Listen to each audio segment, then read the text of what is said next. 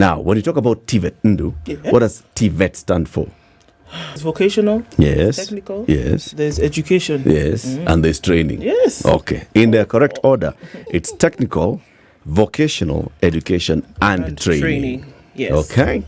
The principal secretary in the State Department for Technical, Vocational, Education, and Training is Dr. Esther Dara Moria. She's our guest this morning in the Situation Room. Good morning, PS. Good morning, Eric. Welcome to Kenya's biggest conversation. Thank you. That's the hot seat of the Situation Room. Make yourself comfortable. Very good. Very good. CT, the PS is now comfortable. Please give her the day's proverb. This week's proverbs are from? Our proverbs for the whole of this week are from the country of Burkina Faso. Yes. We determined that, or rather I determined on behalf of my colleagues that the next few weeks our proverbs will be from West Africa. What caught my attention about West Africa is they seem to have revived a culture that we thought we were moving out of, coup d'etats. And so I thought perhaps if we look at their proverbs, we may get to understand a little bit about how it is that they think. Today's proverb: even if you do not like the hare, recognize its speed. PS, do you get which hair he's talking about? The rabbit. Yeah, that was 10 out of 10. Thank you. Yes.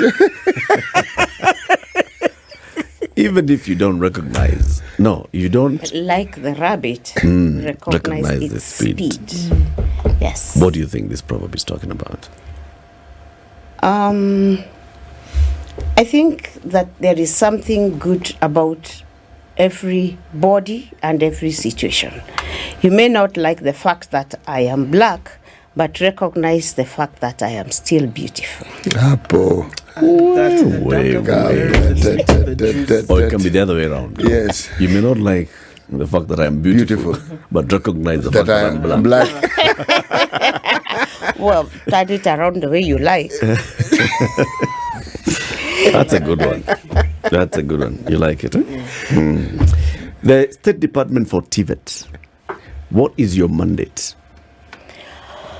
Thank you very much, Eric and Ndu, for having me here this morning. And CT. And CT, the proverbs guy. Yes. Sorry. The PS was my day. I knew you were getting there. It's coming slowly. Pole too. Right. You first introduce these lesser beings, then Before we get to the main guy. Yes. All right. Ladies and gentlemen, I have a mandate being at the top of TVET now, and my mandate is to skill the youth. In this country, and as we get to the next level of development, we need the skills. We need to skill our youth so that we leverage on that skill as we go from the bottom to the top. And we are going there under the tutorage of His Excellency President Ruto, and we need the skills. That's my mandate. Yes. When we talk about TVET, please define it. There's the technical vocational education and training, that's at national level. And then there's what formerly used to be called rural polytechnic, which of course has a different name now. So what are TVETs? What are universities? What are the other polytechnics? TVETs basically are all those what you are calling the polytechnics, what you are calling them. You are just levelizing them. But TVETs is where we are to train the skills, like I've already said. So we are in the technical space where we are saying we want the young people to acquire skills, to acquire the technical training. And when we talk vocational, we are talking about those other skills still, but which we may teach or we may acquire at a lower level.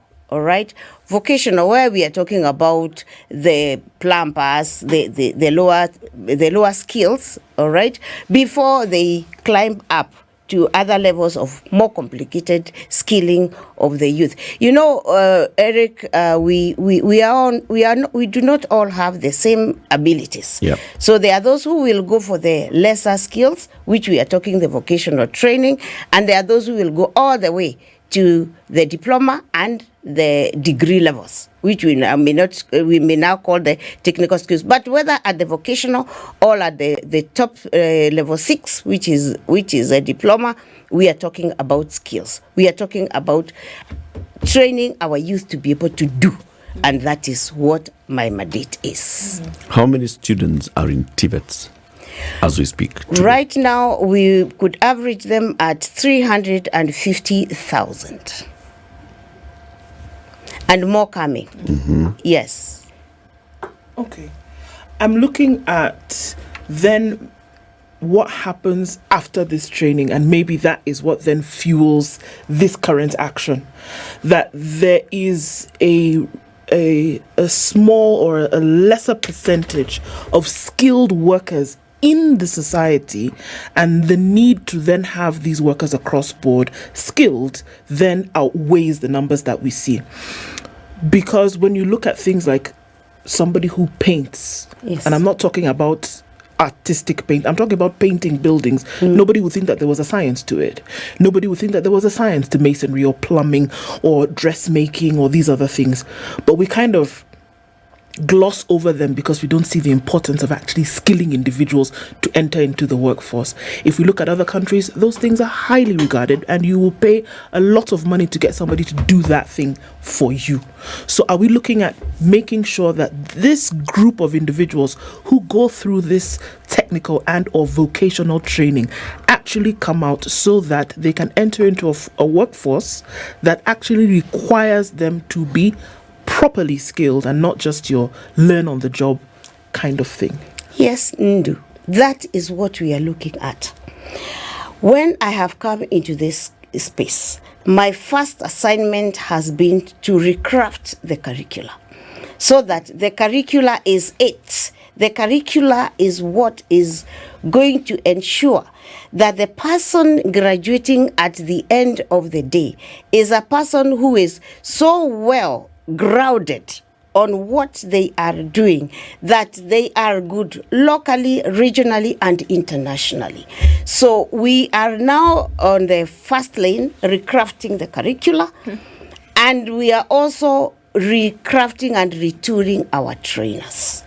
Those are my first 2 jobs that I am working on getting done, because we want a person to get into a space where we have organized what they are going to go through so well that they will go through it stage by stage. Where we are saying, for instance, this is one of my favorites, so I have talked about it so many times. If we are talking about training people at level 6 in building and civil engineering, we have split the curricula, or we are splitting the curricula because we still haven't finished, so that we start you in training, for example, in gypsum technology. And we keep you there according to our new curricula to a time that we are confident that even if you just did gypsum technology and went away, you are so good either in this country or elsewhere. Then we will take you to another area of building, civil and building technology, and another, so that we can even graduate you at a micro level where you'll have done maybe 3 competencies. And that means that you are well competent in that area. And another thing we are doing, ladies and gentlemen, is that we are bringing in industry into our institutions. So we are forming what we are calling industry advisory boards. All right, so that even as we craft this curricula, we are asking the industry, how can we do this? How best can we do this? All right, so that we will be sure at the end of the day that when we train you, whether I said at a micro level where you can do 3 competencies and maybe graduate, or at a medium level where you can do many more, or at the top level where we are talking now about level 6. Okay, that is diploma. All right, so we are changing the curricula so that we craft you at every level. We make sure you are competent at every level. And again, we are retooling our trainers. We are retraining our trainers with industry so that this industry is also able to tell us this is what is happening in industry as far as this competency is concerned. So that at the end of the day, we have a person who is very well crafted. This indicates that you've identified a gap. Yes. A gap in the trainers versus what the industry needs. Yes. The trainers versus what they are training, and the curriculum as well versus what the industry needs. Why was there a gap? Eric, issues will always be there. There was a gap because when the TVET curriculum was first crafted, it needed, curricula changes. Yep. Curriculum changes from time to time. So there was a gap because this curricula had not been redone. Curricula is supposed to be where I come from, the university. We used to redo the curricula after every 4-5 years. Mm-hmm. All right. So the gap here is that the curricula had not been revised. In how long? I am not very sure. Let me not commit myself to that.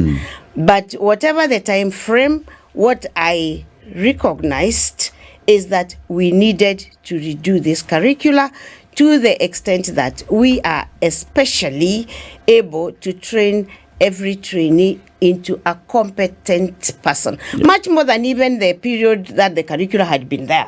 What my interest is that we redo this curricula in such a way that we are able to skill each and everyone to the best that we can be able to do. Which unit is responsible for curricular development at TVET level? CDAC. We have what you call curriculum development, assessment, and certification council. Okay. That is our curriculum development body, and it is also going to assess and certify my students. I'm pushing this so that we get to a point where we say, now that Dr. Moria has come in and said, let's review our curriculum, there will be a plan that even if you exit this state department, there will be periodic reviews of our curricula, periodic retraining of the trainers.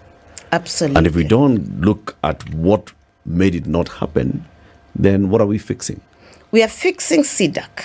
We have fixed CDAC. CDAC is back in place. The coming back of CDAC is a presidential directive as well as the recommendation of the Presidential Working Party on education reforms.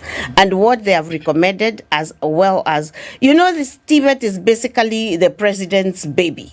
And even before the Presidential Working Party finished its work, the president had already put out the directive that CDAC must come back as the curriculum development body, assessment and certification, so that body, like all bodies like NEC, like all these other examination bodies, is properly put in place so that it is, like you have said, Eric, it's not the time frame of Esther Moria or Eric or Ndu.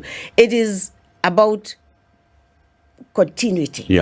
So we have put CDAC in place. There is a CEO in place now. There is the council in place now. And we are doing everything else to ensure that CDAC is probably in place for posterity. Dr. Moria, talk about some of the recommendations of the proposals by the Presidential Working Party. They were very broad on TVET, but one thing that they did say very clearly was that there would be linkages between TVET, industry and government projects. Essentially that we're making sure that these folks are trained, looking at the 350,000 of them, for example. So put that on one side. And then there are certain things that are going on in government and industry. There are projects, there are things all over the country, from county to county to county, that in a lot of cases will bring in foreign consultants. They will bring in foreign practitioners. They will bring in foreign companies to do the brick and mortar. Essentially what we're saying now is that these TVETs will train individuals to then come into the industry for the current need of government and to actually get those projects running. So essentially what we're seeing is that the bringing in of foreign work, the bringing in of companies from other countries will cease, because Kenya will now have a skilled workforce that will be able to do some of these development projects that the government is putting into place. That was one of the proposals. Would the department be ready to carry that on? We are doing that, Ndu, unequivocally. We have the CAIPS, that is the county aggregated industrial parks. We have the affordable housing projects, and we have all these infrastructural development projects that the government is undertaking. What we have agreed, or what we are doing, is that we are linking our TVET institutions to the nearest affordable housing project somewhere. For example, the affordable housing project in Roiro, we are linking them, or we have linked them to our institution in Gatondo, to our institution in Thika, so that our students are able to be the working on those projects, so that that project is part of the industry where they are training. That we have done. And we are also going to do that with CAIPS, all right? Right now, on Monday, I think Monday or Friday, there was an advert on the paper about a huge government road project that is happening along the coast. And what the Ministry of Roads has done, actually I was supposed to have this conversation yesterday with the PS Roads, only he got too busy, is that they have advertised for our students to apply for the opportunities in that project, okay? But whether they apply or not, and this is the conversation I am going to have with the PS, our institutions at the coast we are going to have an agreement where our students will be on that project, that infrastructure. They're doing a big road project. I'm forgetting it's from, I don't know where to where, but it's a huge one. And our students are going to be there, so that also forms part of the industry where they are going to train. Because what I must tell you with no iota of divergence is that we want to have our students training 70% in industry, 70%. So that only 30% they are in our institutions doing some theory, but 70% they need to be in industry. So all of these CAIPS, affordable housing, infrastructure, the huge road projects that we're going to do, our students are going to be there. Not just our students, but all these hustlers, all these young people, they are going to be on these projects, and we are coming in as a department with what we call the RPL, Recognition of Prior Learning. All right? So that my trainers will be on site to keep checking what these people are doing, and we are going to have master trainers on the projects, so that if it is masonry for the affordable housing, there is a master trainer checking what the others are doing and taking note, so that at the end of the day, we are able to certify this person before they leave the site. And they can now go with that certificate and be able to acquire better placement elsewhere, because now we have certified them on this site. This recognition of prior learning, yes, would that be from a previous institution, or could it have been from an apprenticeship? Where would this prior learning, where would it be recognized? We are coming in as a department who are the experts to check what you are doing. All right? We check the kind of masonry you are doing, and because we have, so it is us, we are the assessors. Yes. As CDAC? As trainers. Okay. But ultimately they will be certified by CDAC, because CDAC corrects the information. I will remember the technical word for it. Yeah. They collect they correct the information, all right, and are able to collate it to be able to certify. So they check the competence of somebody, their skill and all. Yes. And then they're able now to rate it as well. Yes. Know what level we give it to you. Yes. Or do all RPL earners get to the same grade? No. It depends on your competency. We are not only doing RPL, Eric, on these projects, but even Juakali. you know, Juakali people, they are very good. They are the people who make our cars. Yeah. And you do not even ask them, where did you go to school or what certificate do you have? You just leave their cars with them, you pick it in the evening, isn't it? So we if they come, these ones, we are inviting them. If you want a certificate, come. And we are able to check what you are doing. We'll even give you a whole car. If you go to our institution here at NTTI, there is absolute automotive garages there where our students learn. So we will take you there and we will give you a car that is... That is not a car. That is not a car. Yes. And we ask you to make it a car. And dependent on what we observe or what we see that you are doing, we will decide the level. The level. And at CDAC, we have very good assessors who are well trained to be able to look at what you are doing over some time, not just a day, because we also don't want you to give fake certificates. So we will give you time to be able to assess you, at the end of the day, certify you at the level that we know or realize that This is your competence. This is your competency. Dr. Moria, how many TVET institutions do we have in the country? We have around 1,200 at the TVET level, what you are calling the TVET of the TTIs. Yes. All right. And we have a similar number, about 800 of the vocational. Of vocational? Yes. And you're saying the total student population here is 350,000? Yes. Thereabouts? Yes. And we have 11 national polytechnics. Okay. Yeah. So 1,200 TVETs, 800 vocationals, 11 national polytechnics. Actually, it's the other way around, but it's okay. So it's 1,200 TTIs. Yes. I mean, 800 TTIs, Yes. 1,200 vocationals. Yes. Okay, and 11 national polytechnics. Yes. Student population, 350,000. Yes. You have three state departments in the Ministry of Education. Yeah. The State Department for Basic Education that looks at up to Form 4. Okay? And then we have TVET, and we have Higher Education and Research that deals with the universities. The State Department for Basic Education feeds you about a million students every year. You only have a total population of 350,000. Universities are only able to admit about 160,000. Where do the other children go? Very good question, Eric, and that is our concern as government. The other students go to different places. Of course, after admissions, there are many other pathways, including Juakali. We have a lot of youth in Juakali.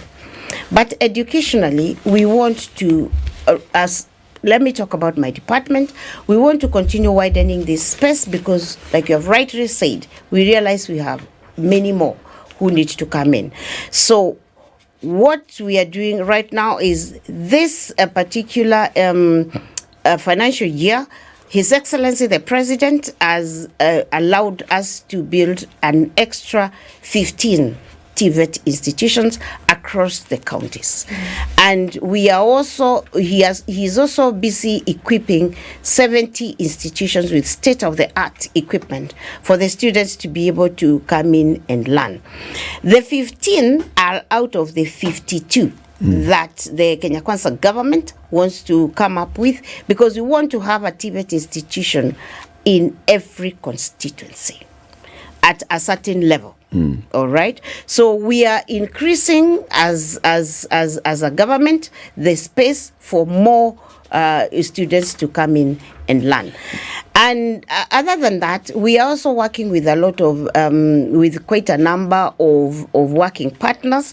For example, we are just about launching another about 15 institutions which are sponsored by African Development Bank. So we are increasing the space so that we can be able to bring in as many of these extra youth you're talking about as possible. So do you think the main hindrance to post-secondary education is the shortage of institutions?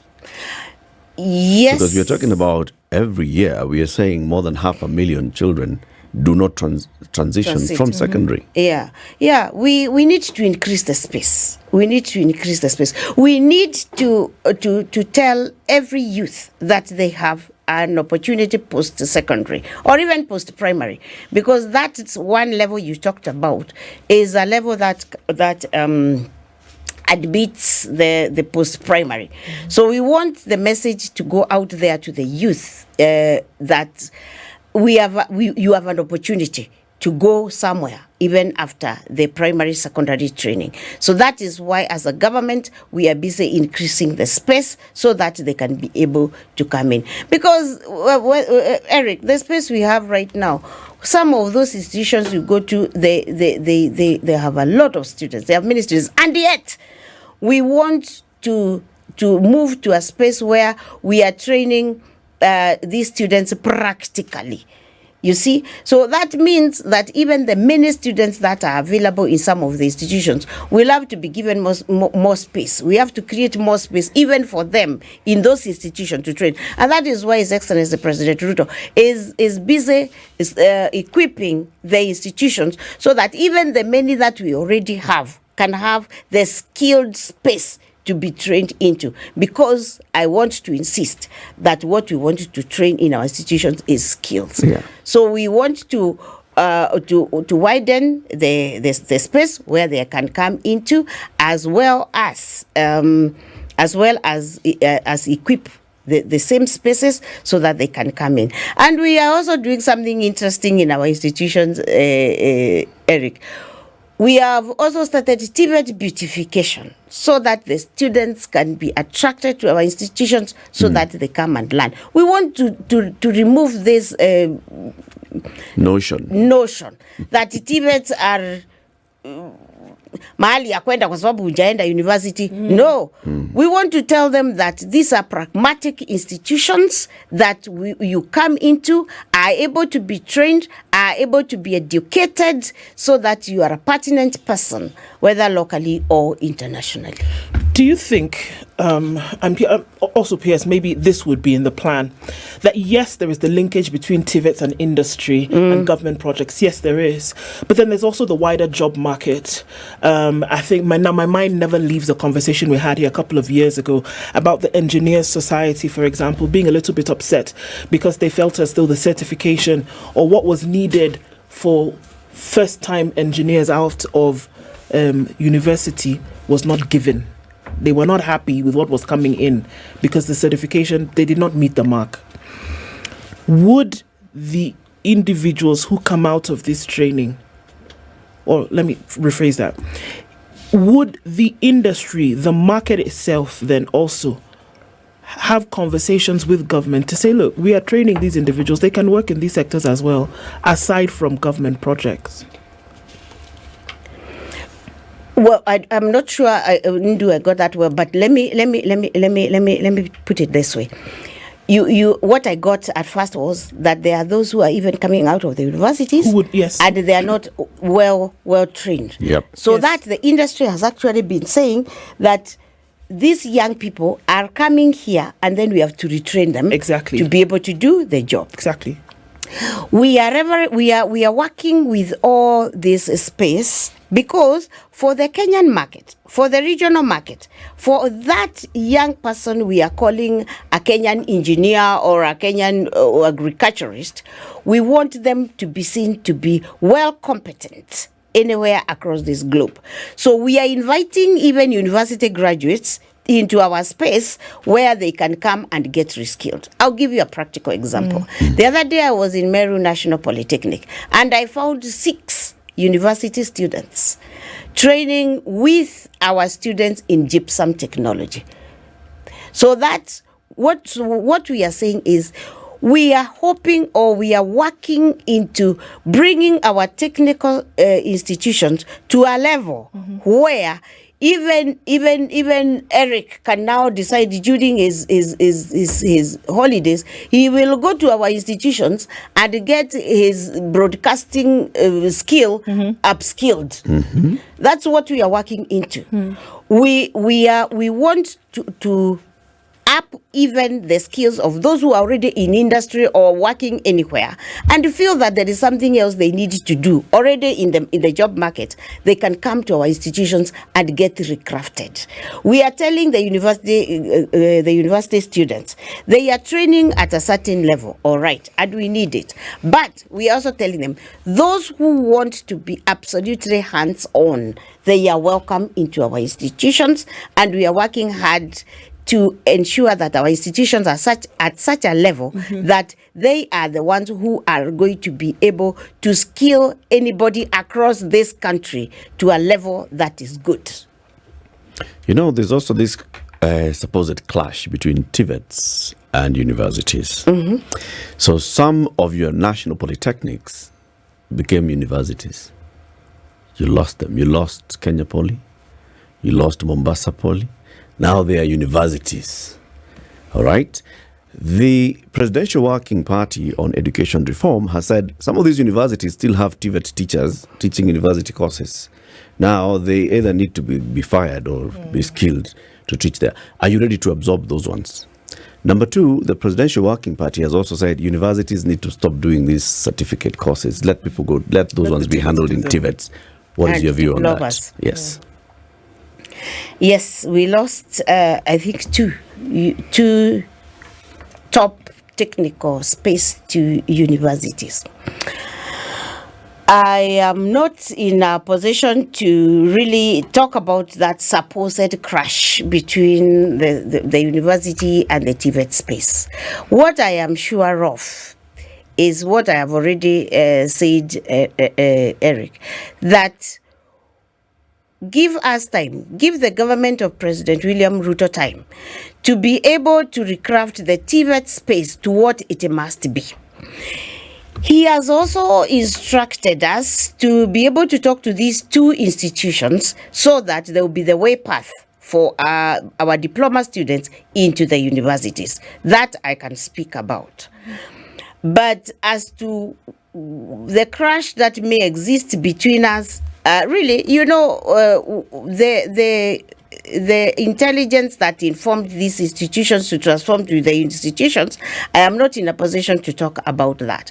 But what I know is that we have an instruction to also prepare these two institutions to be the pathway from our institutions, from the TVET to the university. Because we also want to tell the Kenyans that going into TVETs does not stop you from one of these days achieving your level all the way to the university. You can move there.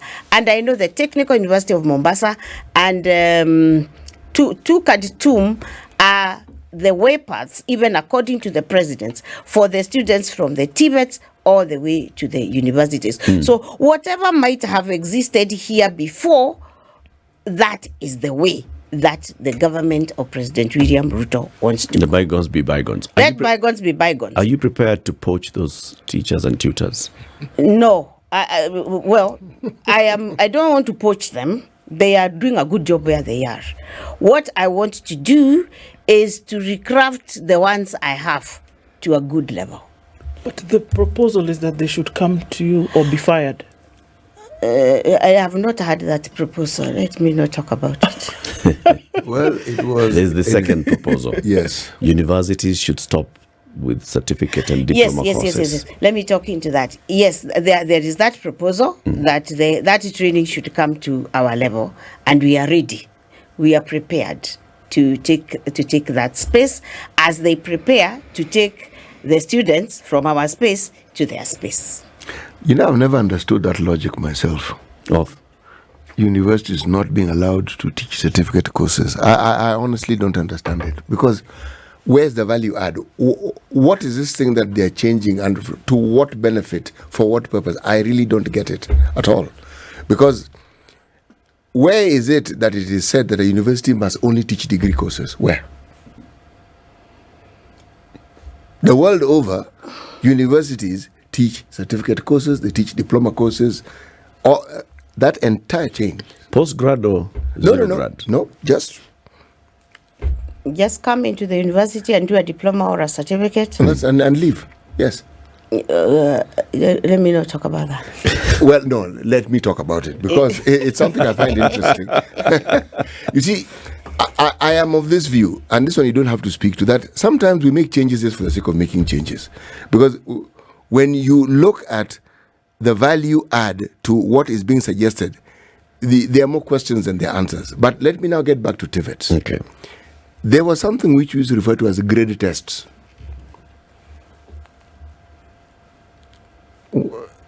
Are they still there? Yes.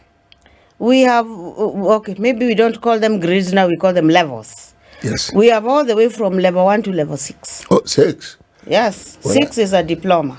I knew them when they were up to 3. Now they're up to 6. They're up to 6 now. See my point exactly. Somebody starts at a certain level, and you keep rising. You can transition from 1 to 2 to 3 to 4. But what I liked about the grade test is the competency it gives you. It's not theory. By the time somebody is at grade 3, that person really understands that trade. You will not doubt it. Yes. Now, brings me to the point I'm getting to.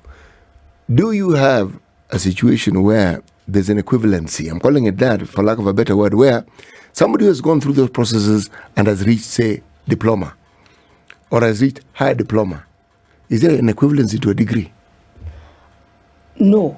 After you finish level 6, Yes. which is our diploma, Yes. now you can transit to the university. And that is the question of the TUM and TUC now, where the directioning is that those 2 universities be ready to take over the graduates from the TVETs. Okay? So you study all the way from, if you like, level 1 to even level 6. Okay, if you are starting from level 1, because there are those who start higher up. So you can train from all the way from level 1 to level 6, a diploma, and you can transition to the university. You see, this is what I'm asking. If I look at a curriculum for that diploma, okay, how different will it be from the curriculum for the degree, the undergraduate course? How different will it be? I don't know. I haven't considered. Actually, I'm assuming the one will be more technical than the other. So essentially, when you get a degree, they're teaching you more theory. Yeah. Yes. Okay, but theory is supposed to lead you to be able to be practice. practical. Yes, exactly.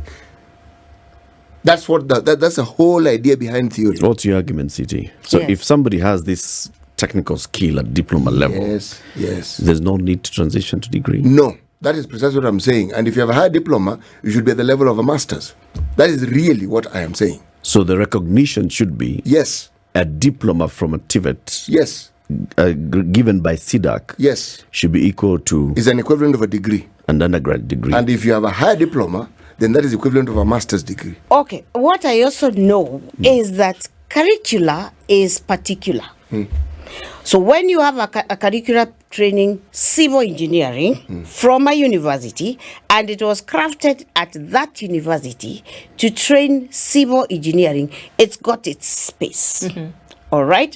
And so when I come in with my diploma from a TVET institution, that institution should be able to look at what I have and be able to see what I might need to audit or otherwise, and be able to determine at what level they will be able to take me in. I'll tell you I came from Jomo Kenyatta University, where we were training all these engineering programs, all right? And where there was what we call the credit transfer, okay? So anybody will be, not even from the technical universities, even from any college, say, even in America, in accordance with that curricula that has been developed for that particular degree, they'll be able to look at what you have done, be able to check whether you get in. Yes. There was an argument whether you have a diploma, you get in at year 2 or year 3, isn't it? Yep. So it is in accordance with the home of that particular curricula. They'll be able to look at it and tell you, okay, do 2 years of what we think you haven't done here before, and then you graduate. Or maybe in some universities, like you are saying, they can tell you to go to masters. That is dependent on the the grounding of that particularized curricula. Should this conversation actually happen, because it is raising a point, between the Kenya National Qualifications Authority and these other certifying bodies? Yes.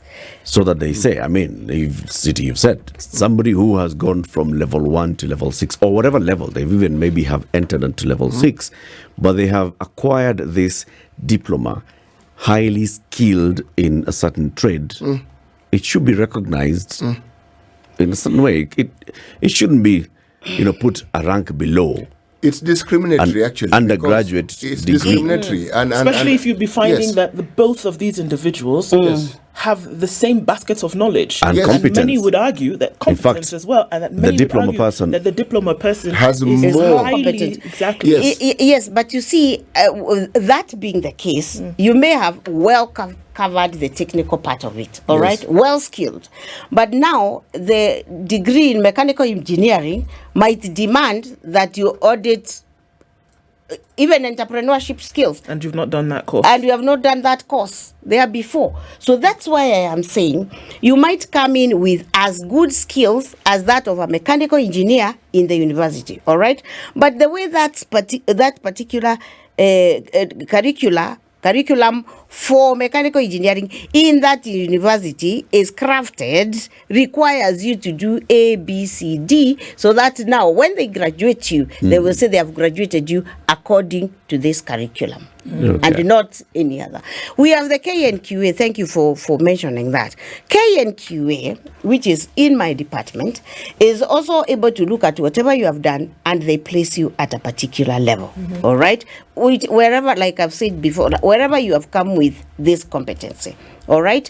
And once they have placed you, then you are in a position to move on to whichever other place, to whichever other institution, and also be able to, because if KNQ will place you at a level, the levels I've talked about, level 1 to level 6, all right? Because that's my department. But now, when you go to, say, the university, they also have their home, and they will accommodate you in accordance with what they call their curricula. They might require you to audit a few units, and you qualify. That might take 1 or 2 years or something like that. You know, the strange thing about, if you're talking about technical subjects, is that in other fields, in other disciplines, like, say, medicine, a clinical officer is not a doctor, not a nurse. But these are different disciplines. Yeah. They're not the same. You're not a junior doctor. But in the technical subjects, you are the same person. An engineer is an engineer. But you see, You're an engineer only if you have the degree. yes. I think I made my point. The others, And if you don't have a and degree, you will not be called and engineer. you have the degree according to that university, according to that institution. P.S. As we wind up, there is a comment that I've got to read for you here. I once visited the TVET in Nakuru. One sewing machine that didn't have a thread to spin the wheel. Only 4 desks in a class. The PS has to go around all these institutions and see what's happening. I agree. You agree that you have to go around? Even much more than go round. I agree. I still have a lot of work to do. For me, Eric, that is hardware. I have started with the software. And that I am still doing the software. Let me finish. Even as, like I've said before, even as His Excellency is helping us with the institutions, which is perfect, with the machines, I am busy doing the software, which is the curricula and the trainers. Training the trainers. Training the trainers. I need to start by making sure that space is well taken care of. Right. So that I have something to teach and somebody to teach it and do it properly. Got you.